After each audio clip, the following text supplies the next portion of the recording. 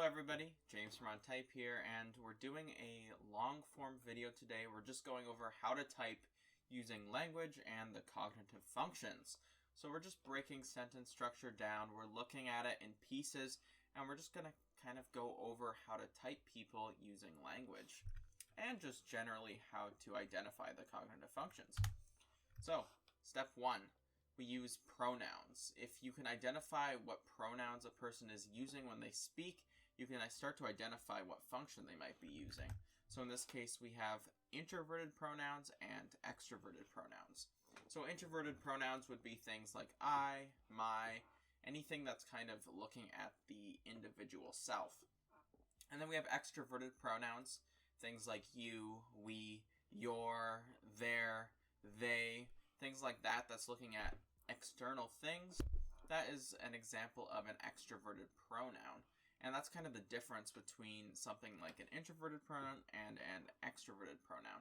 So when you're looking at how people speak, you're looking in text, you're reading, you're listening to anything, you can try to identify when someone says, I, this, my, this, or you, this, they, this.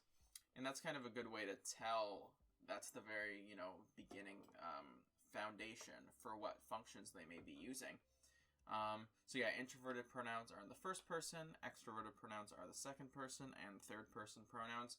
And you can combine these pronouns with verbs and adjectives that are connected to the cognitive functions. So we'll go over the verbs and adjectives later, and that kind of combines with these pronouns. So for now, it's just important to remember the two divisions of pronouns, the introverted ones and the extroverted ones. Alright, so now we can look at the charges that these pronouns have. So now we're getting a little bit mathematical. We're going to assign charges to the pronouns, and this is a way of translating speech into mathematics, which helps you calculate which function somebody is using. So introverted pronouns, such as I or my, have a positive charge, whereas extroverted pronouns have a negative charge, things like you or your. And when combined with verbs and adjectives, these charges combine with each other, and we'll go over this later. And that's when these charges start to combine into a mathematical equation, which will show you which functions a person is using.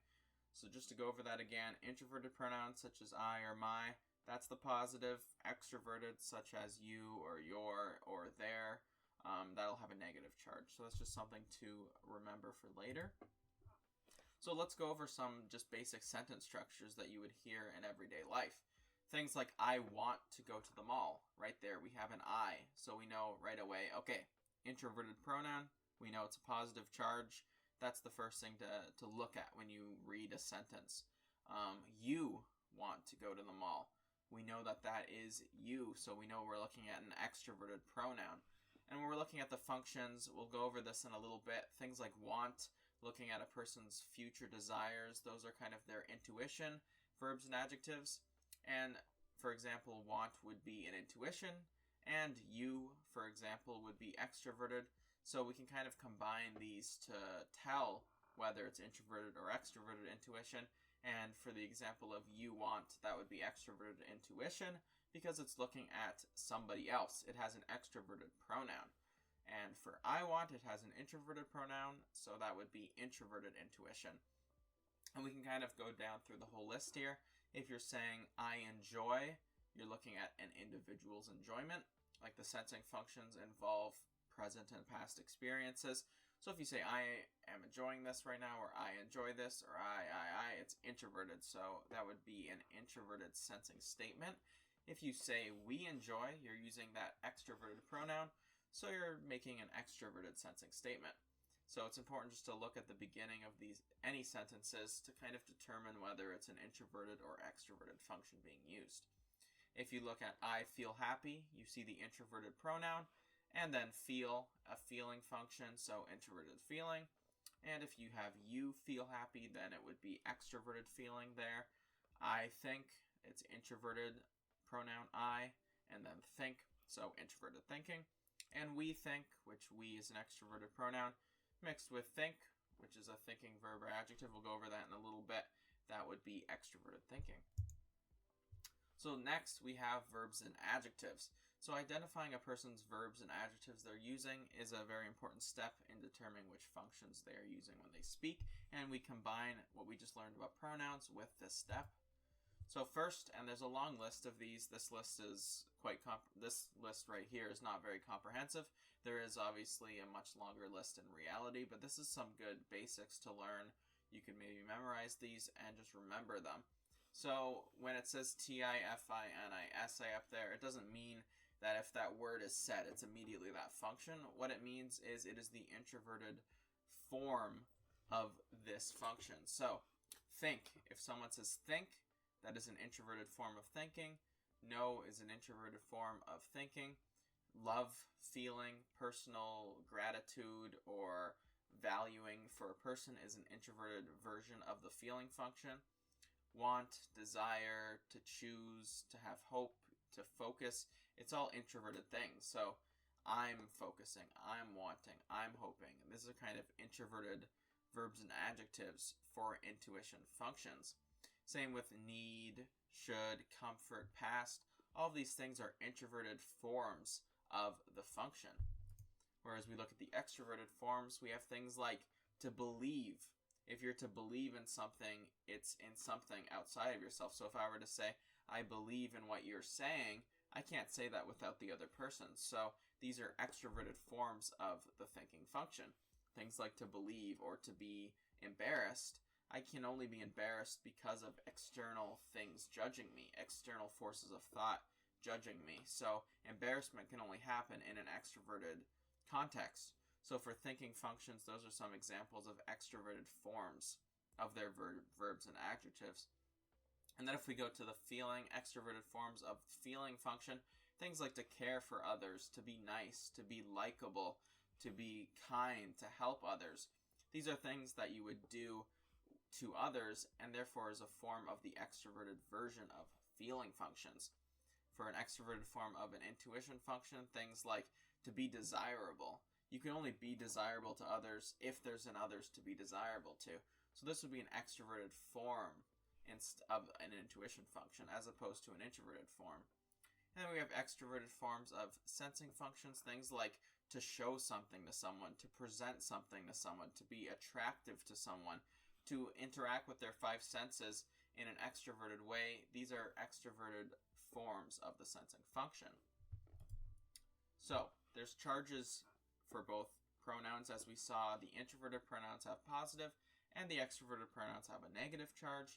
For verbs and adjectives, it's the same thing. Introverted verbs and adjectives have a positive charge, and extroverted verbs and adjectives have a negative charge.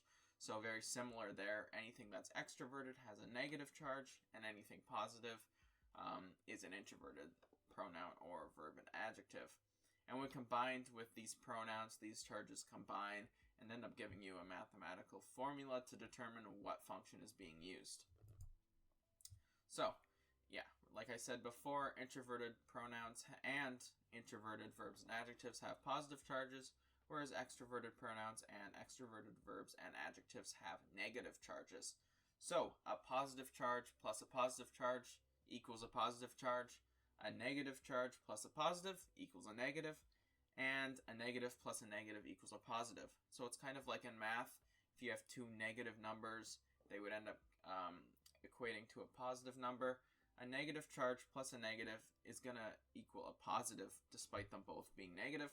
Whereas a positive plus a positive will equal a positive. And if you combine a negative with a positive, the negative will win out, and it will end up being negative. So it's very similar to math in the way that we can look at language. So, once again, a positive charge plus a positive charge is a positive. A positive plus a negative is a negative. If it's a negative and a positive, still a negative. And a negative plus a negative is a positive. So let's go over some examples here. If we were to have an introverted pronoun, such as an I or a my, plus an extroverted form of the function, such as, let's say, embarrass. So if you say, I am embarrassed, that would be using an extroverted function, and since embarrass is under the thinking category, we would know it's extroverted thinking. I'll go over some examples in a minute. So if we keep going here, we have introverted pronoun plus an introverted verb and adjectives. Once again, that'd be positive. You have a positive and a positive, that would be a positive. and you know then it is an introverted function, because introverted functions have positive charge, extroverted have negative. So that's just kind of the way it works. If you have an extroverted pronoun in a sentence with an introverted verb and adjective, it would be an extroverted function. And if you have an extroverted pronoun plus an extroverted verb and adjective, that would be an introverted function being used. Because once again, a negative pronoun, a negative verb and adjectives, positive function. So negative plus negative is positive there. So here's some examples of this in action, where you kind of take a pronoun and a verb and adjective. The example's title's a little wrong, so ignore that. So if you take an introverted pronoun such as I and an introverted intuition verb and adjective such as will, then you would have an introverted intuition function. So introverted intuition. So someone says, I will go to the store, you know for sure they're using NI. So if you hear that or read that, you know that's NI. What about if you have we will go to the store? Well, obviously it's extroverted intuition, but why? So you have an extroverted pronoun plus an introverted intuition verb and adjective, which is the will. So when you combine those two together, it ends up being an extroverted intuition function or extroverted intuition. So let's go a little bit more complicated. What if you have an introverted pronoun such as I, but an extroverted verb and adjective? So I believe. So you have an introverted pronoun plus an extroverted thinking verb and adjective, and combining a negative and a positive, we know it'll be a negative, so we know it'll be an extroverted thinking function or extroverted thinking. What if it's a negative and a negative? A we, so an extroverted pronoun, plus an extroverted thinking verb and adjective such as believe. We know for sure because it's a negative and a negative, it'll end up being an introverted function or a positive function, so we know that's introverted thinking. So if someone says we believe, that's actually them using introverted thinking. And you can use this mathematical formula to determine what function anyone is using as long as you have a pronoun and a verb and adjective. Now let's go over some examples of this in action. So I got an excerpt from The Great Gatsby here, and we're just going to look kind of throughout the book to see if we can find examples of this happening in the English and any language. So as we can see here, let's just look. We can see we're spotting these pronouns such as I, right? So we're seeing introverted pronouns. And then we're seeing felt. We know that feeling, the word is an introverted verb and adjective for the feeling function. So we know when you take I plus that, I felt, we know it's introverted feeling. Because it's a positive plus a positive charge, we know it's introverted feeling. How about right here? We see another I wanted. So we have an introverted pronoun and an introverted form of a verb and adjective. Therefore, that would be I wanted, which is introverted intuition.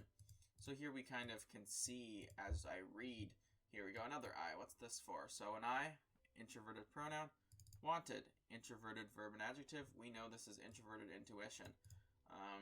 And you can read this kind of throughout any kind of text you look at. I have never.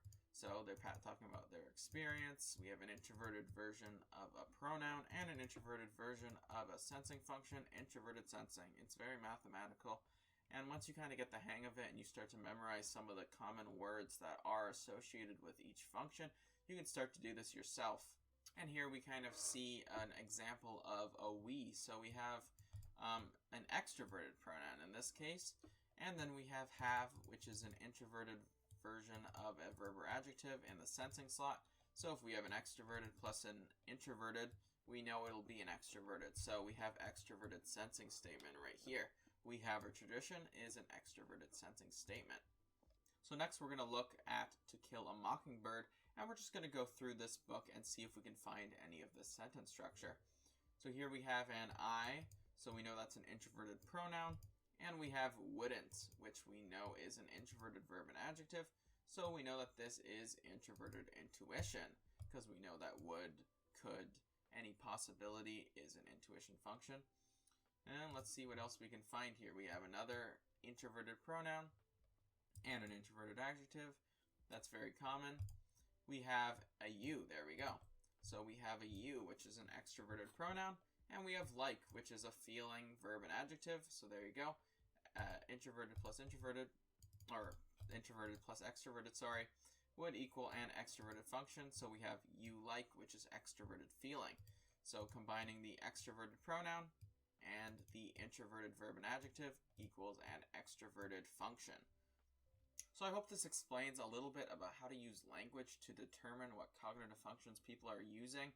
And I will probably do more lessons on this in the future and hope to explain it in more depth so that when you listen to people and you read things, you can really start to find the cognitive functions, and this will really just help you with your typing. So if you guys enjoyed and want to join the OnType team, then you can subscribe down below. Have a great day.